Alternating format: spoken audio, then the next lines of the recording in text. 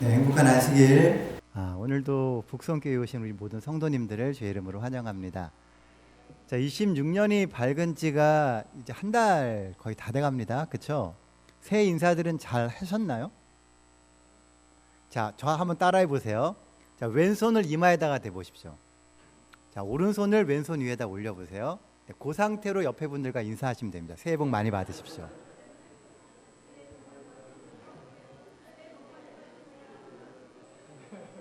네, 한 달이 지났지만 우리가 서로에게 복을 이렇게 같이 기원한다라고 하는 건 늘 좋은 것 같습니다.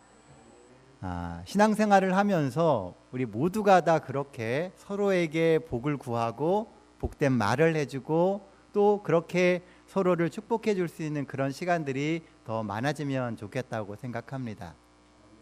네, 이제 절 그만하셔도 됩니다. 자, 오늘 우리가 같이 나누게 될 말씀의 제목은 그럼에도 우리는 성도입니다입니다. 제가 사실은 이렇게 PPT를 가지고선 설교하는 게 그렇게 익숙한 사람이 아닙니다. 물론 PPT를 사용하기는 하지만 거의 그냥 본문을 들고선 설교를 하는데 오늘은 사경회니까 제가 이제 PPT를 가지고 정해진 내용을 좀 같이 하게 됩니다. 우리가 이번 한 주간 이 베드로 전서에 있는 이야기를 같이 나눴었거든요. 베드로 전서는 베드로 사도가 고난 가운데에 있는 초대교회 성도들에게 보냈던 편지의 내용입니다. 그리고 이 베드로 전서를 받게 되는 대부분의 교인들은 우리가 생각하는 것보다 훨씬 어려운 상황 가운데 놓여져 있었습니다. 경제적으로나 영적으로나 또 더 나아가서 육체적인 어려움이 있었다는 것이죠. 자, 오늘은 제가 대나무 이야기부터 좀 시작을 해보려고 합니다. 여러분들 대나무 좋아하세요? 왜 좋아하세요?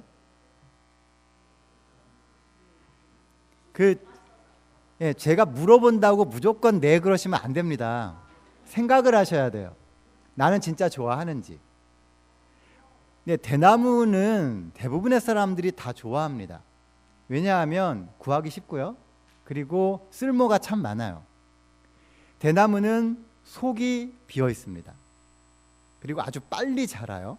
그런데 이렇게 속이 텅 빈 대나무가 튼튼하게 그리고 곧게 위로 자랄 수 있는 이유가 뭔지 아십니까? 대나무에 있는 마디 때문이라고 합니다. 마디가 없으면 대나무는 금방 부러질 수밖에 없어요. 하지만 마디가 있어서 단단하게 설 수 있고 마디가 있어서 더 높은 데까지 자랄 수 있다고 합니다. 대나무처럼 마디가 있는 식물은요, 지베렐린이라는 것과 옥신이라고 하는 물질이 분비되어서 빠르게 성장을 한다고 이야기를 해요. 그런데 빠르게 성장하는 것만큼 무슨 문제가 생기냐 하면 속이 빈다는 겁니다. 그러니까 많은 사람들이 보여지는 성장을 굉장히 좋아해요. 그런데 그 보여지는 성장의 이면에는 늘 속이 비는 문제가 생깁니다. 비어있는 속을 메꿀 수 있고 버티게 만드는 힘이 바로 이 마디가 되는 것입니다. 마디는 대나무에게 있어서는 일종의 고난의 흔적이기도 해요. 잠깐 멈추고 성장한 곳이니까요. 고통이라고 하는 것은 우리가 예수를 믿고 살아가는 삶에서 인내라고 하는 말과 연결이 꼭 됩니다. 고난은 인내가 있어야 돼요. 성도들에게는 늘 인내가 필요하다고 이야기하죠.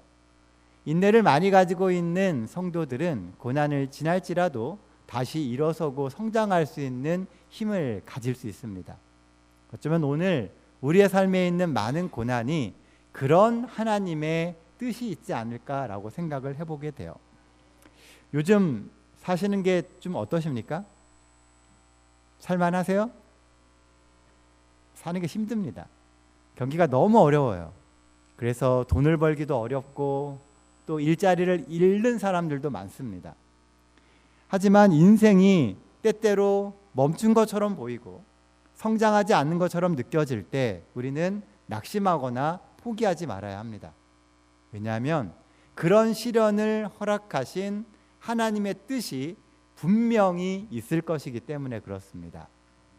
이 안식일 우리가 하나님이 주신 이 마디와 같은 시간, 멈춤의 시간을 보내고 있지만 하나님이 어떤 뜻을 가지고 우리의 삶 속에 역사하시는지 기도하며 구할 수 있는 우리 북성교회 모든 성도들 되시기를 간절히 바랍니다. 자, 우리가 한 주간 베드로전서의 이야기를 같이 나눴습니다. 좀 어렵지 않으셨나요? 저는 말씀을 준비하면서 좀 어려웠습니다. 나중에 조금 더 쉽게 그러면서도 깊이 한 번 더 연구를 해보면 좋겠다라는 생각을 하게 되었어요. 다음에 또 기회가 된다면 우리가 알고 있는 이 복음을 조금 더 쉽게 설명해 드릴 수 있는 기회가 있으면 좋을 것 같습니다. 베드로는 베드로전서를 마감하면서요, 예수께서 제자들에게 하셨던 말씀 하나를 인용합니다. 그게 뭐냐 하면 마태복음 5장 11절로 12절에 있는 말씀이에요. 제가 읽어드리겠습니다. 나로 말미암아 너희를 욕하고 박해하고 거짓으로 너희를 거슬려 모든 악한 말을 할 때에는 너희에게 복이 있나니 기뻐하고 즐거워하라. 하늘에서 너희의 상이 큼이라. 너희 전에 있던 선지자들도 이같이 박해하였느니라. 베드로는 이 베드로 전서를 보고 있는, 받아서 읽고 있는 성도들이 과거에 제자들이 경험했던 그 경험을 반복하고 있는 것이다 라고 이야기를 해주고 있다는 겁니다. 신앙을 해오던 그 어떤 사람도 쉽고 편안하게 신앙을 한 사람은 없었습니다.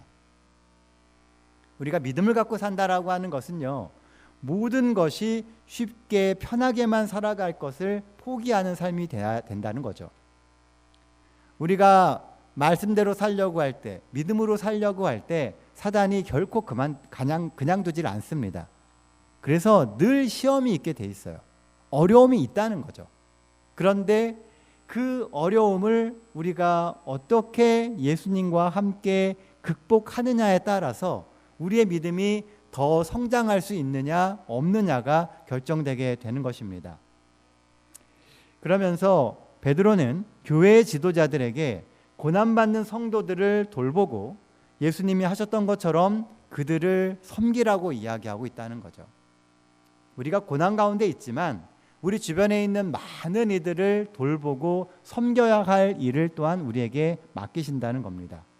그리고 그리스도인 된 우리가 진짜 맞서고 있는 원수가 누구인지 알아야 된다고 이야기해요. 우리는 종종 우리를 핍박하고 우리에게 어려움을 주는 그 사람이 우리의 원수라고 생각을 해요.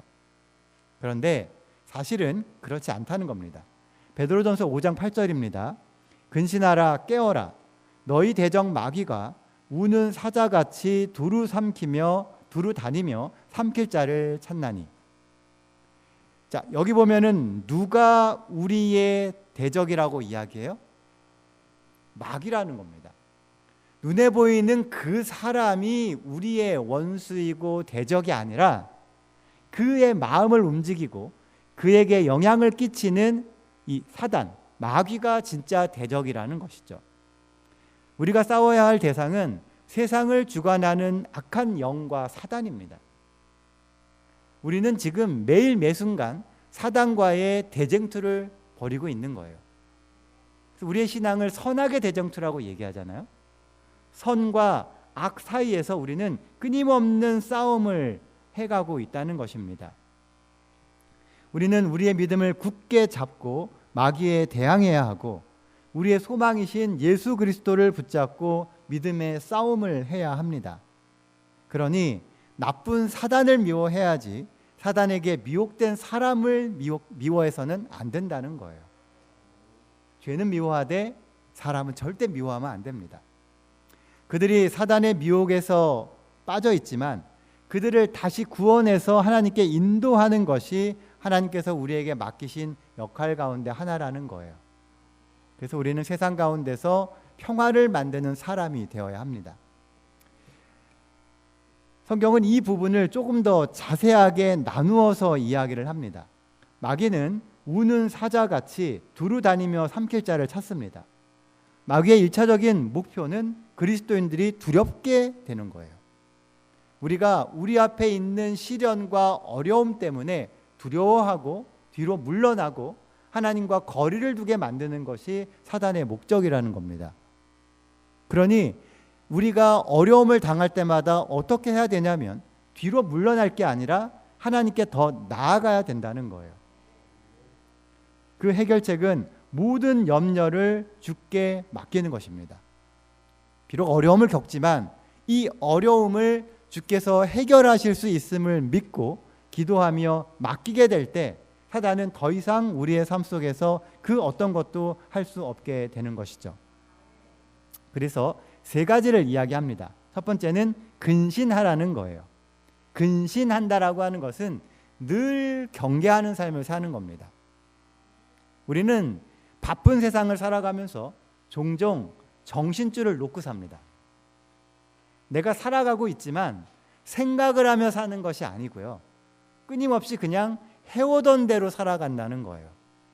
그러다 보니 우리의 삶 가운데 사단이 심어놓은 수많은 시험과 유혹에 우리는 그냥 쉽게 응합니다. 제가 아까 대나무 좋아하세요 그랬더니 다 네 그러셨잖아요. 아마 여러분들 중에 대나무 안 좋아하시는 분들도 계실 겁니다. 그런데 앞에서 질문하니까 그냥 네 그러신 거예요. 늘 습관적으로. 그러니까 좋은 성도님들이세요. 앞에서 목회자가 설교를 할 때 질문하면 네 하고 순종할 수 있는 마음이 있으시기 때문에요.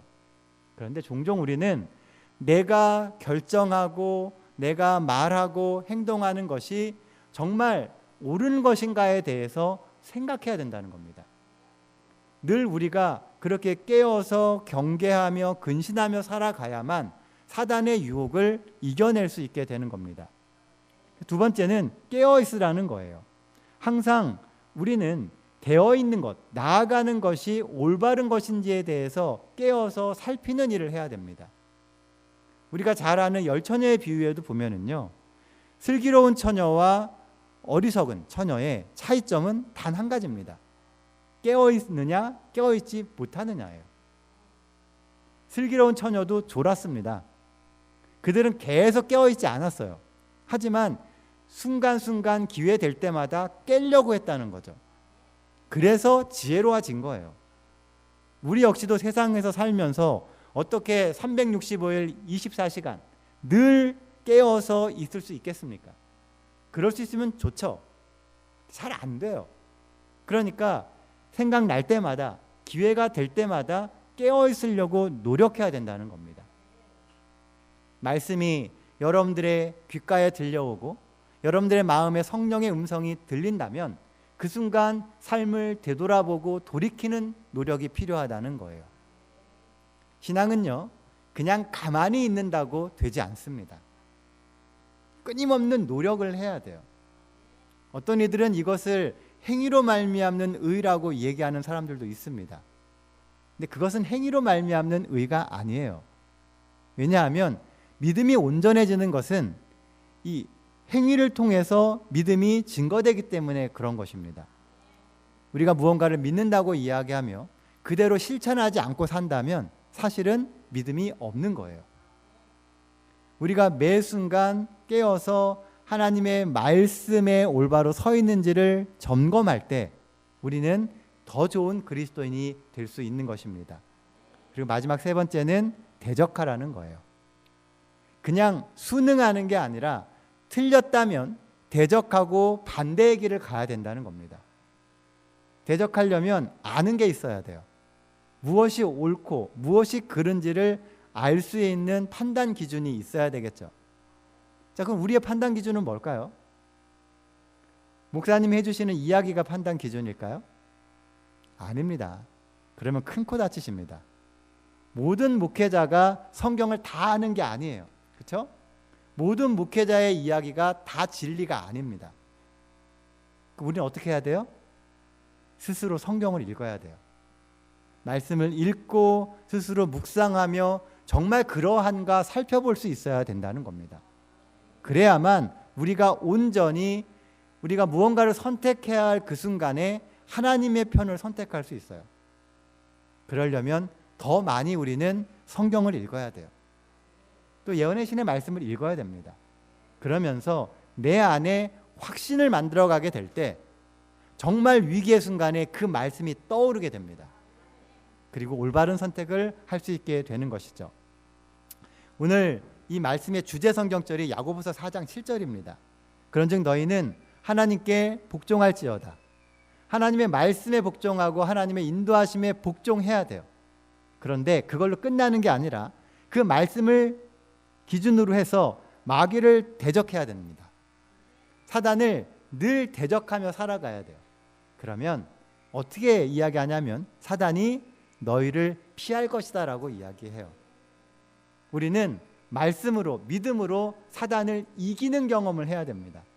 왜냐하면 우리와 늘 함께 하시는 예수님이 우리 곁에 계시니까요.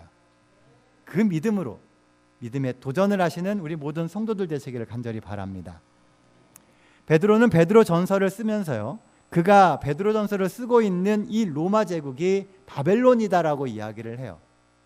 로마는 또 하나의 바벨론이었습니다.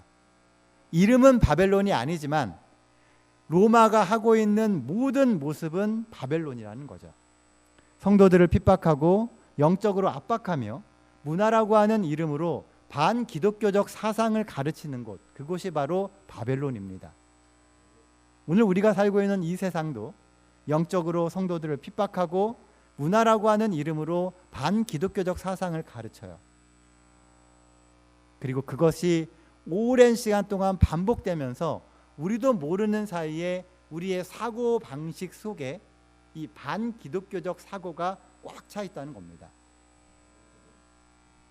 어떻게 보면 오늘날 우리가 살고 있는 이 세상도 영락없는 바벨론입니다. 그래서 계시록에서는 이 바벨론으로부터 나오라고 이야기하는 거예요. 세천사의 기별이 바벨론에서 나오라고 이야기하죠. 왜 나오라고 그래요? 바벨론이 무너지기 때문에 그렇습니다. 우리가 볼 때는 이 세상이 공고하고 모든 것이 완벽한 것처럼 보이지만, 영원할 것처럼 보이지만 이 바벨론이 곧 멸망할 거라는 겁니다. 다 무너질 거니까 하나님의 나라로 나아오라고 이야기하죠. 우리는 남은 물이라고 자부하는 제7일 안식일 예수 재림교인입니다. 남은 물이라고 자부하는 우리의 삶은 결국 이 바벨론 같은 세상에서 펼쳐져요. 우리는 남은 물이지만 살고 있는 곳이 이 세상이라는 겁니다. 그럼 남은 물이란 어떤 사람일까요? 신학적으로 할 말이 참 많습니다. 여러분들도 많은 걸 알고 계세요. 하지만 이것을 1차원적으로 생각을 해보면 남은 물이란 세상이 흘러가는 그 흐름에 휩쓸리지 않는 사람들입니다. 남들이 그렇게 사니까 나도 그렇게 살지 않는 사람이라는 거예요. 하나님의 말씀이라고 하는 굳건한 원칙을 가지고 그 말씀이 지시하는 대로 가는 사람들이에요. 어린 양이신 예수 그리스도께서 우리를 인도하시는 대로 어디든지 따라가는 사람들입니다. 때때로 그것은 세상의 길과 정반대의 길이 될 수 있어요. 베드로전서는 세상의 핍박 가운데서도 그렇게 본질을 갖고 살아가는 사람들에 대한 이야기입니다. 저는 마지막 때의 이 남은 무리는요, 거품이 빠진 사람이라고 생각합니다. 삶에 끼어있던 거품이 다 거쳐지고 온전한 본질이 드러나는 거예요. 지금은 우리가 잘 포장해서 그럴듯하게 보이지만 어느 순간 우리를 포장했던 모든 것이 사라지고 실체가 드러나는 순간이 있을 겁니다. 마지막 때가 되면 그런 시간을 우리는 맞이하게 될 거예요. 그때에도 나는 남은 무리일 수 있는지, 그때에도 나는 하나님 편에 온전히 설 수 있는지 우리는 늘 생각하며 살아야 합니다. 때때로 가혹한 현실 가운데서 어떤 소망을 갖고 믿음의 사람으로 살 것인지 우리는 베드로전서를 읽으며 다시금 결심하고 또 결심해야 합니다. 그래서 하나님 앞에 더 온전한 성도가 되도록 우리가 마음 먹고 그렇게 믿음의 도전을 하는 우리 북수원교회 모든 성도들 되시기를 간절히 바랍니다. 그리스도인은 하나님의 뜻과 성경적인 가치관을 따라 살기에 세상 사람들과 극한 방탕의 길을 함께 달려가지 않는 사람들입니다. 세상은 쾌락을 향해 가요. 이제 우리가 살고 있는 세상은 AI 시대가 되고 있습니다. 예전에 우리가 정말 몇 날 며칠 걸려서 해야 될 일들을 AI가 금방 해버리죠. 앞으로 조금씩 더 발전되다 보면은요, 아마 사람들이 할 일이 없을 겁니다. 그러면 어떻게 될까요? 할 일이 없는 사람들은 반드시 타락하게 되어 있습니다. 로마 시대의 이야기들을 읽어보면요, 로마 시대의 사람들은 할 일이 없었어요. 로마가 너무 강국이 된 거예요. 그러다 보니까 각각의 나라에서 포로를 잡아와서 그 포로들에게 일을 시켰습니다. 농사도 그들이 짓고, 청소도 그들이 하고, 밥도 그들이 하고. 그러니까 로마 사람들이 만나서 할 일이 하나도 없는 거예요. 그러니까 뭘 하냐면은 목욕탕에 가서 앉아 있습니다. 또 할 일이 없으니까 심심하잖아요. 그러니까 원형 경기장에다가 짐승 풀어놓고 죄인들 풀어놓고 싸우게 만듭니다. 그거 구경하는 거예요. 그러면서 시간을 보내요. 왜냐하면 할 일이 없기 때문에. 영적으로도 타락하고 육체적으로도 타락합니다. 그게 로마의 모습이었어요. 그런데 이 로마가 바벨론이라고 이야기하잖아요. 바벨론의 모습도 그렇게 간다는 겁니다. AI 시대가 되면 분명히 우리는 편해질 겁니다. 편한 만큼 우리에게 남는 그 시간이 하나님께 향해 가게 될지, 아니면 우리의 쾌락과 우리의 즐거움을 위해서 그 시간들을 투자해 가게 될지, 우리는 양단의 선택의 길에 놓이게 될 거라는 거예요. 우리가 하나님의 편을 선택해서 가게 되면 세상 사람들은 먼저 이상하게 생각합니다. 왜 저 사람들은 저렇게 살지? 라고 이야기하게 될 거예요. 그럼에도 불구하고 우리가 계속해서 그 길을 간다면 어느 순간 우리가 믿고 있는 예수 그리스도를 비난할 겁니다. 그리고 더 나아가서 하나님을 비방하게 될 거예요. 그리스도인들을 비방하는 사람들은 마지막 날에 분명히 하나님의 심판을 받게 될 것입니다. 아마 죽은 자들도 생전에 받았던 복음의 빛에 따라 그들의 운명이 결정되게 될 거예요. 성경은 이 세상의 끝에는 반드시 심판이 있다고 이야기합니다. 모든 것이 우리가 원하는 대로 흘러가지 않을 거예요. 그러니까 우리는 세상에 비방이 있다 할지라도, 그들이 타락의 길을 간다 할지라도 오직 말씀에 의지해서 하나님이 인도하시는 그 믿음의 길을 가시기를 간절히 바랍니다. 그래서 베드로는요, 마지막 때를 사는 우리에게 4가지 특별한 권면을 이야기합니다. 베드로전서 전반에 보면 요 4가지에 대한 이야기를 하고 있어요. 첫 번째는 정신을 차리고 근신하여 기도하라는 겁니다. 이게 하나고요. 2번, 3번, 4번은 사실은 하나로 묶일 수 있는 이야기예요. 그게 뭐냐 하면 무엇보다 뜨겁게 서로 사랑하라고 이야기해요. 누구를요? 내 이웃을. 그리고 서로 대접하기를 원망 없이 하라고 이야기합니다. 누구를요? 내 이웃을. 하나님과 우리와의 관계는 기도를 통해서 회복하고 지켜가야 되고요. 그리고 내 이웃과의 관계는 서로 사랑하고 대접하며 봉사하면서 이어가야 된다는 겁니다. 이 2가지가 병행되어야 온전한 그리스도인이 될 수 있고 온전한 그리스도인 공동체를 만들 수 있다는 거예요. 가랴 뽑은 기별 1권에서 화이트 부인은 이렇게 이야기를 합니다. 그리스도께서는 우리들의 유일한 소망이시다. 세상을 위하여 자신의 생명을 바치신 주님의 이름으로 하나님께 나아오라. 당신의 희생의 효염을 의지하라. 주님의 사랑과 주님의 기쁨이 그대들의 영혼 안에 깃들여 있음을 나타내 보아라. 그리하면 이 일로 인하여 그대들의 기쁨은 더욱 충만하게 될 것이다. 이 빨간 부분이 중요합니다. 불신에 대하여 말하는 것을 그치라. 우리들의 능력의 근원은 하나님 안에 있다. 기도를 많이 하라. 기도는 영혼의 생명이다. 믿음의 기도는 우리가 원수의 모든 공격을 성공적으로 막아낼 수 있는 무기이다. 불신에 대해서 이야기하며 믿지 않는 것에 대한 이야기를 하기보다는 믿음에 대한 이야기를 하고 주님께 기도하면서 주님이 주시는 능력을 구하는 삶을 우리가 살아야 된다는 겁니다. 어느 때예요? 마지막 때. 정말 지금 살고 있는 이 세상이 말세라고 느껴지신다면 우리는 더 기도해야 됩니다. 우리의 모든 선택과 우리의 말과 우리의 행동이 온전히 하나님의 뜻에 합당한지 우리는 늘 물어보는 삶을 살아야 한다는 것이죠. 마지막 시대에 강조되는 것은 언제나 기도입니다. 기도가 우리의 믿음의 성패를 좌우해요. 먼저 기도는 우리의 재림을 준비하게 만듭니다. 예수님의 재림을 준비하게 만드는 것이 바로 기도예요. 베드로는 베드로전서 1장 13절에서 마음의 허리를 동이고 근신하라고 이야기합니다. 우리가 각오를 새롭게 해야 돼요. 늘 하나님께 기도하며 재림을 준비해야 됩니다.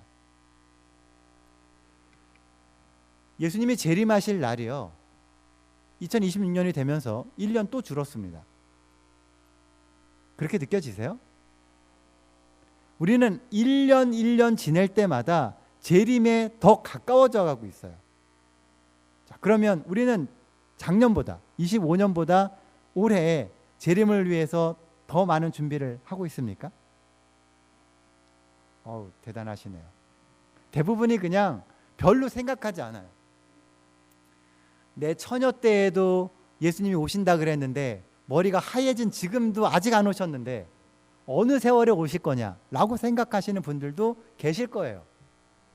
그렇죠? 옛날에 신앙하시던 많은 분들이 그렇게 경험을 하셨어요.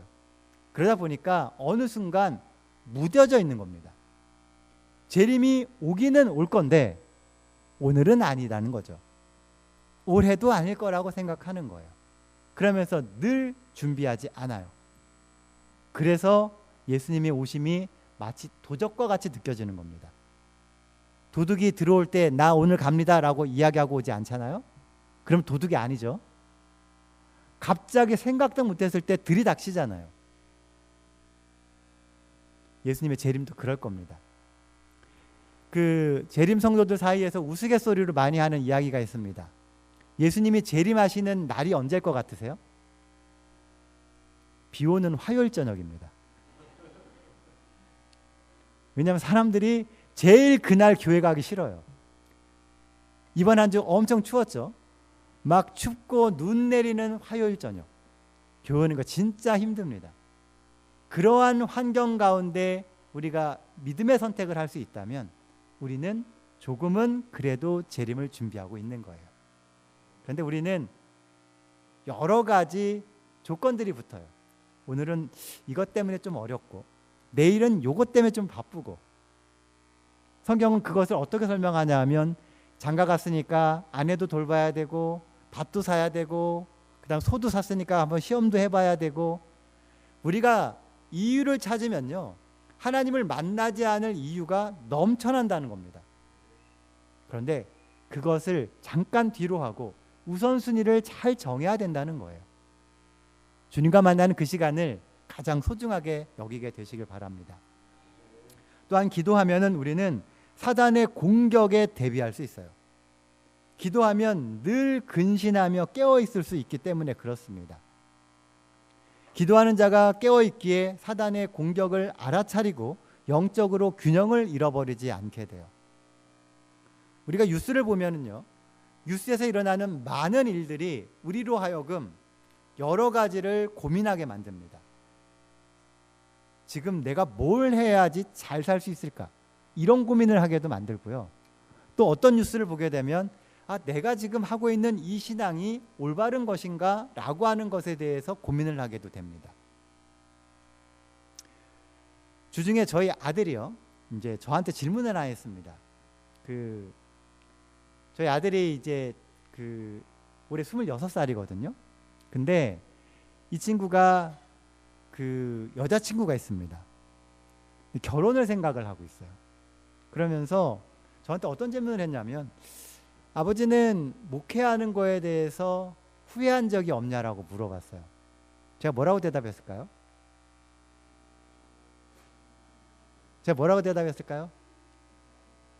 없다라고 하면은 참 좋겠죠. 제가 그렇게 대답 안 했습니다. 있다 그랬어요. 왜냐하면 정답은 없다 해야지 사실은 되게 은혜로울 것 같은데 그건 솔직한 이야기가 아닌 거예요. 목회를 하다 보면은 고민되고 사실 후회할 기회가 되게 많았어요. 뭐 여러 가지 일들이 있었습니다. 그렇지만 하나 확실한 것은요, 그렇다고 목회를 다음에도 안 할 것이냐? 그건 아니라는 거예요. 왜냐하면 여기서 얻게 되는 행복이 있기 때문에요. 우리가 살아가면서요, 우리는 사실은 정직하기가 되게 어렵습니다. 나는 거짓말 안 하고 정직하게 사는데 라고 생각하시는 분들 계실 거예요. 근데 사실 우리는 살아가면서 사소한 일들에 부정직해요. 그리고 그게 전혀 우리의 마음에 꺼리끼지가 않아요. 그러다 보니까 사단은 늘 아주 작은 거짓말을 가지고 우리의 삶에 시험을 줍니다. 거짓을 많이 얘기하다 보면요, 어느 순간 내가 진짜 무슨 생각을 하며 사는지를 모르게 됩니다. 솔직해지세요. 그러면 사단이 우리를 시험할 수 있는 요소도 그만큼 줄어듭니다.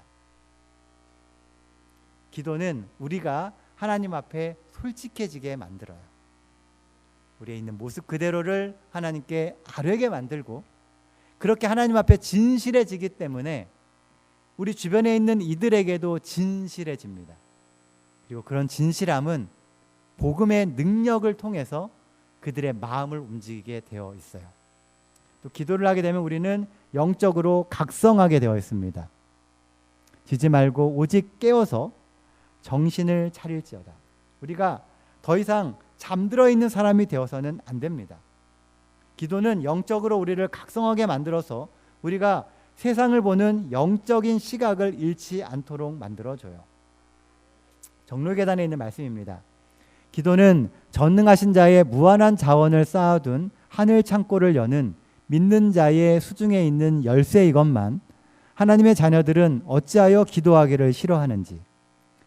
끊임없는 기도와 늘 깨어있음이 없이는 우리는 부주의하게 되고 정도에서 탈선할 위험성이 있게 된다.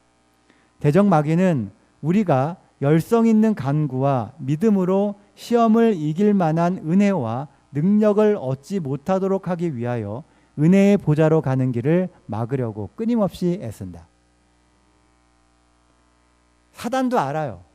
우리의 선악의 대쟁투의 쟁점은 기도라는 겁니다. 이 기도가 없으면 우리는 쉽게 부주의하게 되고 탈선할 위험이 있어요. 그러나 기도만 하면 하나님이 주시는 능력으로 인해서 하나님께 연결되어서 우리가 은혜의 보좌로 나아갈 수 있기 때문에 사단은 그걸 막으려고 하는 거예요. 바쁘죠. 그러니까 더 기도해야 되는 거예요.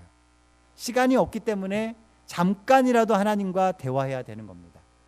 그래야만 좋은 선택을 할 수 있고 우리가 살아가는 삶의 많은 순간에 주님과 동행할 수 있는 것입니다. 두 번째 이야기하고 있는 것은 성도 간의 사랑과 봉사예요. 무엇보다 뜨겁게 서로 사랑하라고 이야기하죠. 기도와 함께 병행되어야 할 것은 성도 간의 사랑의 관계를 놓치지 않는 것입니다. 여러분들 옆에 있는 분들을 사랑해 주세요. 여러분들의 신앙을 끝까지 지지해주고 같이 가야 될 사람들은 여러분들 옆에 있는 사람들입니다. 내 가족이고 내 이웃이고 내 성도들입니다. 우리는 같이 가는 사람들이에요. 서로가 서로를 그렇게 품어주고 사랑해주게 될 때 온전히 주님 안에서 우리가 성장하는 그리스도인이 될 수 있는 것입니다. 예수께서는 재림의 징조를 말씀하시며 불법이 성함으로 많은 사람의 사랑이 식어질 것이라고 경고하셨습니다. 재림의 징조 중 가장 뚜렷한 징조는 사랑이 식어지는 거예요. 요즘은 옆에서 사람이 죽어나가도 전혀 관심을 안 갖습니다. 세상이 그렇게 됐어요. 사랑이 식어지고 있다는 거죠. 그 이야기는 재림이 가까웠다는 거예요. 우리마저도 그런 세상의 흐름에 따라 가는 것이 아니라 우리는 서로를 더 뜨겁게 사랑해 줘야 한다는 겁니다. 그러면 사랑에 굶주린 많은 이들이 우리를 통해서 하나님을 영접하게 될 것입니다. 사랑의 본질은 하나님을 영화롭게 하고 사람을 구하는 일을 첫째로 삼는 것입니다. 한 영혼을 구원하고자 하는 뜨거운 열망이죠. 하지만 마지막 시대에는 영혼 구원의 열망이 사그러들게 될 거예요. 사람들의 죄를 덮어주지 못하고 진심으로 사랑하며 영혼을 구원하기 위하여 뛰어들지 않기 때문에 그렇습니다. 사람들의 죄를 드러내는 건 좋아하는데 그 죄를 덮어주려고 하지 않는다는 거예요. 털어서 먼지 안 나오는 사람 없죠. 누군가가 내 먼지를 자꾸 뒤집어내면 나도 깨끗한 사람이 될 수 없다는 거예요. 때때로 우리에게는 죄를 덮어주는 게 필요합니다. 알면서도 그 죄를 언급하지 않고 그가 그 죄를 극복하고 주님 앞에 나을 수 있도록 힘을 주면 되는 겁니다. 그게 서로 정말 사랑하는 거예요. 오늘 우리가 싸우는 가장 무서운 선악의 쟁투는 영혼 구원의 대쟁투예요. 더 많은 사람들을 하늘에 데려가야 되지 않겠습니까? 그들에게 복음을 꼭 전해줘야 되지 않겠습니까?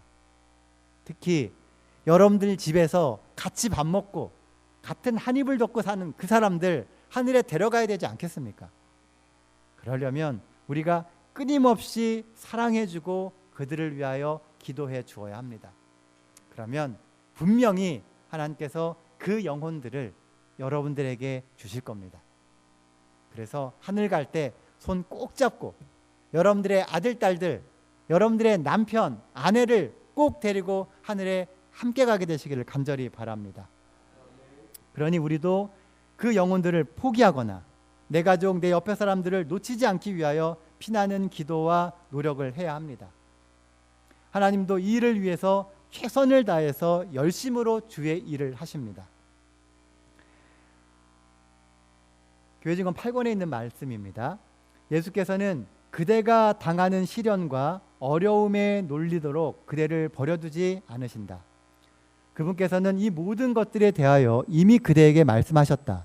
그리고 그분께서는 또한 시련이 다가올 때 낙담하거나 불안해하지 말도록 그대에게 말씀하셨다. 그대의 구속주 예수님을 바라보고 기뻐하고 즐거워하라. 가장 견디기 어려운 시련은 우리의 형제들, 우리의 절친한 친구들에게서 오는 것들이다.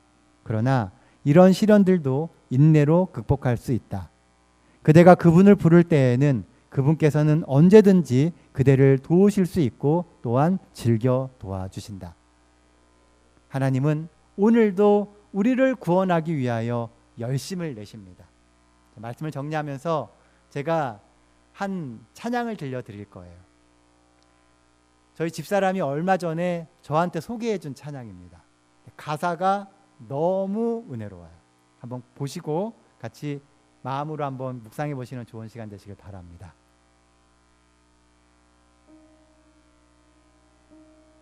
볼륨을 조금만 더 올려주세요. 사랑하는 내 딸아, 너의 작음도 내겐 귀하다. 너와 함께 걸어가는 모든 시간이 내게 힘이라. 사랑하는 아들아, 내 연약함도 내게 금이라. 너로 인해 잃어버린 나의 양들이 돌아오리라.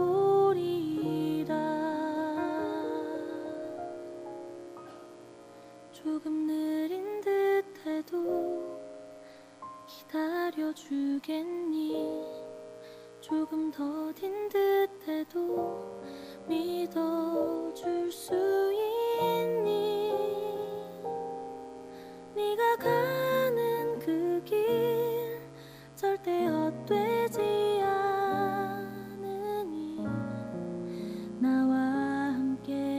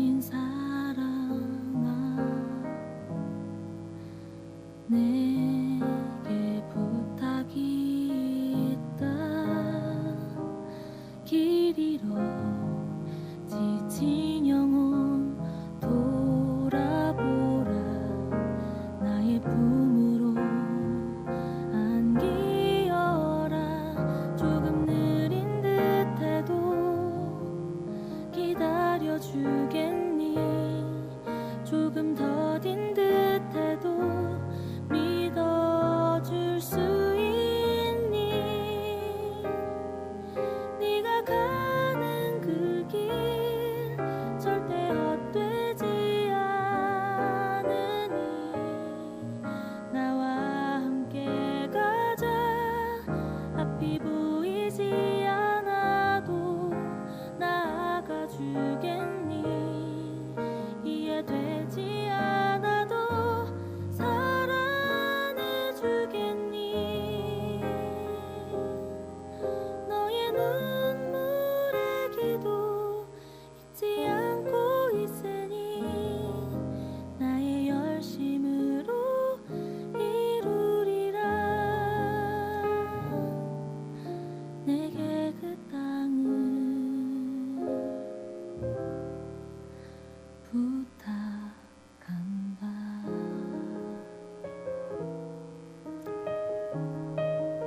우리가 비록 험한 세상을 살아가고 있지만 하나님은 여전히 우리의 삶 가운데 함께하고 계십니다. 우리가 걷는 그 순간, 인생의 모든 순간 주께서 함께해 주시고 우리 손 붙잡아 주고 계십니다. 고난 가운데 있더라도 주님을 의지하고 주님을 믿으십시오. 하나님께서 열심을 내고 계세요. 그분도 우리를 구원하기 위하여 오늘 이 순간 그분의 최고의 열심으로 임하고 계십니다. 주님과 함께 합력해서 선을 이루는 삶 살아가시는 우리 북성교회 모든 성도들 되시기를 간절히 소망하며 말씀 마치도록 하겠습니다.